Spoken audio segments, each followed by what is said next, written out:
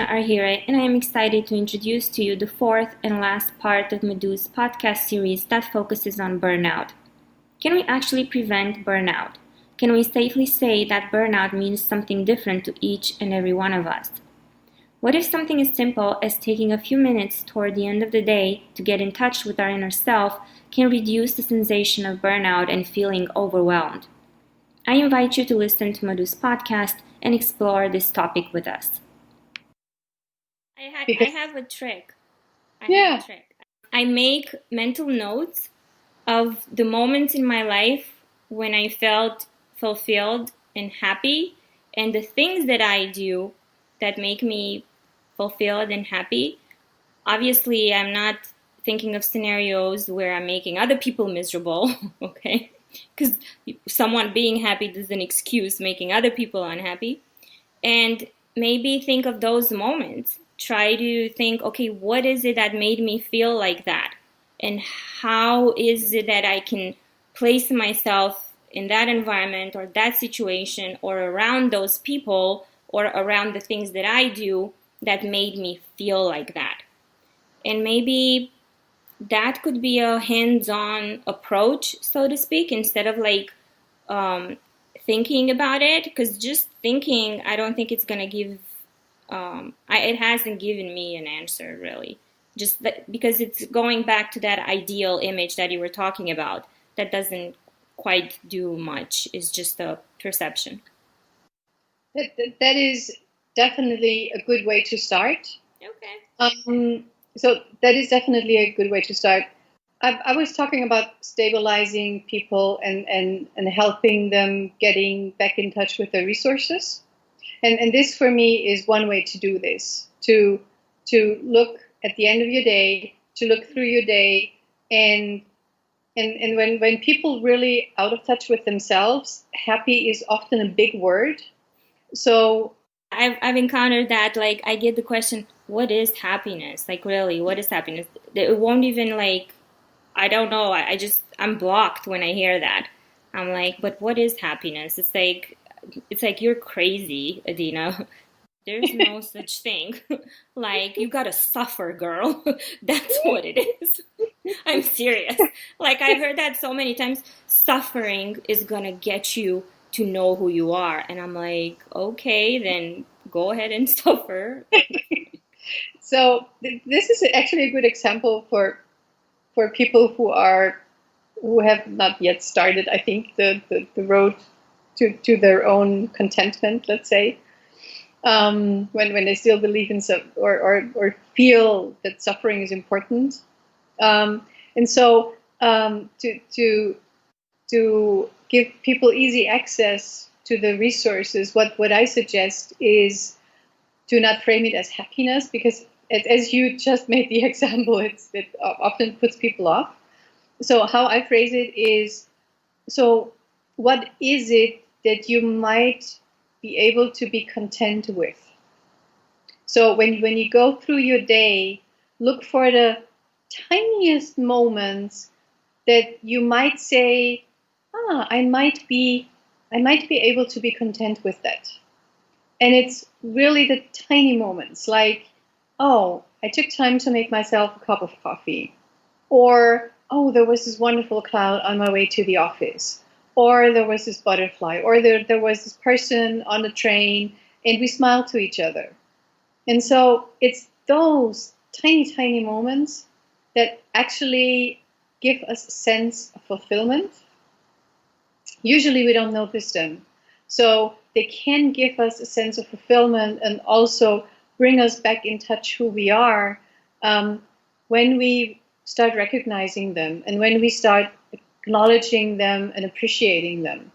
And it's nothing big, not at all. So, this 2 minutes on the phone with a client, and it was a really nice conversation I had.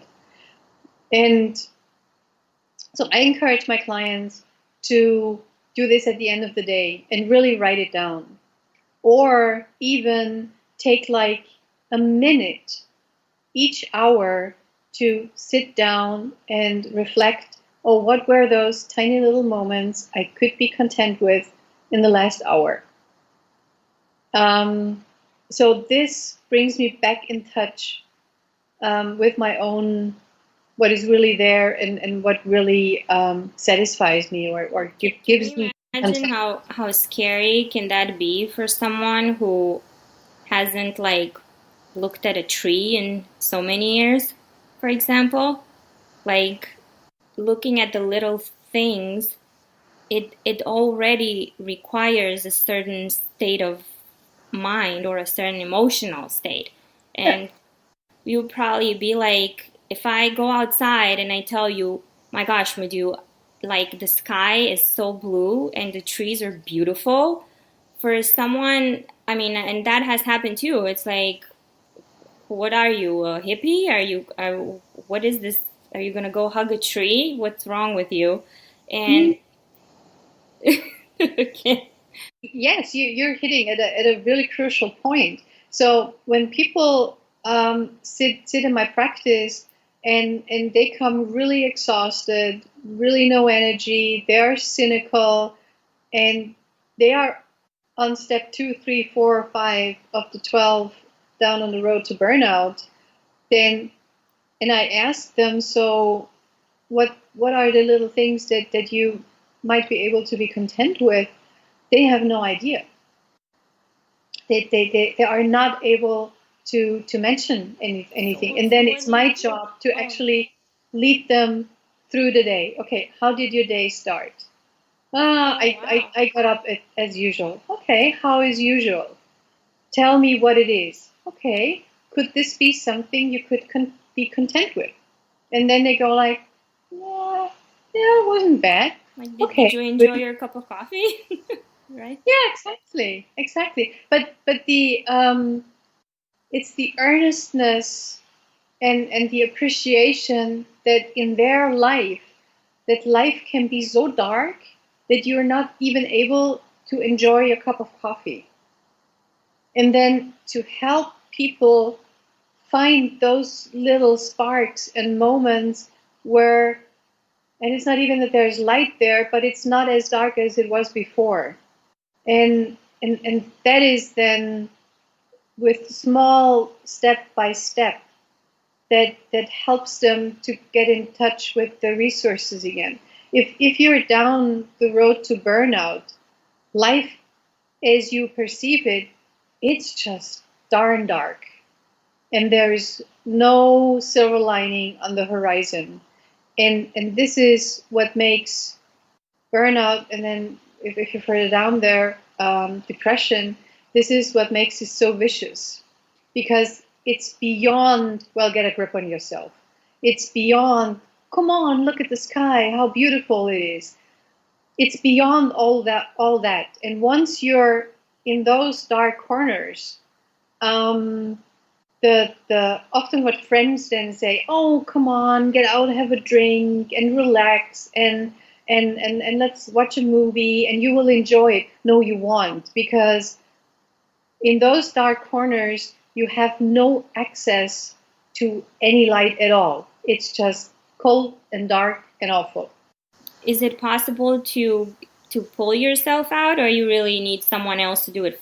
Once you're really dark there, once you're really down there in the dark corner, someone who is able to appreciate you even if you're in this dark corner, and to appreciate your darkness, and to embrace you with your darkness.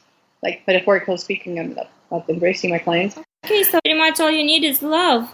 Yeah, but it's kind and reduced, and it's soft. It's not the. No, I'm not talking about love necessarily in the romantic sense. I'm talking about just. Yeah, I guess I'd rather call it appreciation and acknowledgement with all that is there, and with not with the intention that it needs to change, but with the intention of acknowledging it, and opening up this space that all this darkness is able to be, and acknowledging that it's really, really painful. Because once you're in this darkness and you come from this performance place, you have you think that you need to be able to pull yourself out of it. So, but what you really do is you drill yourself further down in the black hole, because you feel that it's dark, you feel that you're not able to appreciate the tree or the blue sky, and you know you should be able to appreciate it. You know you should be performant, you should be, yeah, and it increases the pressure, and this pressure just pushes you further down the hole. Okay. So then to be with someone who is like, oh wow, that's not a good place to be. To take the pressure off, at least for the hour or two that people are with me, and then help them to find this one spark that still might be there. And if we don't find it in this session, we will find it in the next session. What's one thing you like, a small thing that you really enjoy doing? I have like this morning routine, and I make myself a bulletproof coffee. So I mix my coffee with coconut oil, and I put it in the blender. I've heard good things about bulletproof coffee. Yeah. And I enjoy taking enough time in the morning for my morning routines. Like I like to meditate for 20 minutes or maybe 10 minutes. Yeah. And then prepare my coffee and take the dog out. And even if my days start at 8, which they rarely do, to be honest, then I'll get up at 6 o'clock and do that. So because it's like it's my entry into a good day, and then I have taken care of myself, and then that's good. And if it's really tight, the one tiny little thing that I always squeeze in is my coffee with coconut taste. What is the small thing that you could be content with? Since I'm in Florida and it's called the Sunshine State, and it does it justice. The name it does justice to this place. And when I see a sunny day and everything green around me, it's just, there's a lot of happiness in just seeing that. And it could be something as small as a sunny day. That's nice. I don't know if I were to live in England or in Vienna. Oh, okay. You guys have a lot of cloudy days there. Yes, cloudy days, cold days. Right now it's just freezing cold here. You know, they do say that people who live in a place with a lot of sunshine, they are less prone to depression. I don't know how true that is, but it's just something I've heard. Yeah, I can easily imagine, because it's when it's cold and dark. I mean, you can see here in Vienna, as soon as the sun comes out and it starts, spring starts and it starts being warmer, people are just way more friendlier. People are smiling again, and you can have a chit chat on the bus or on the metro again. And in winter, it's just everybody's like. And that means you just want to go in a pub and have a lot of alcohol, which leads to depression long term. So. Well, we love our coffee houses, so we go to the coffee house and have a lot of coffee. Thank you for taking this exciting journey with us, discovering, exploring, and questioning burnout. After listening to the entire series, comprised of 4 podcasts, I hope that you have generated your own discussion on burnout, one that fits with your needs and one that serves you.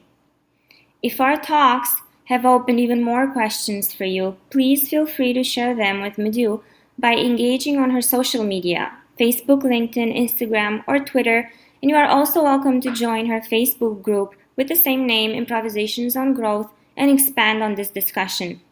Madhu's insightful blogs can be accessed on her website under the blog tab, and if you wish to email her directly, you may do so at madhu@einsiedler.at. Thank you again, and stay tuned for our next podcast series, which will address the short and deceivably simple question: what does it mean to be right? Curious? We look forward to bringing this new conversation to you. Until then, have fun improvising life.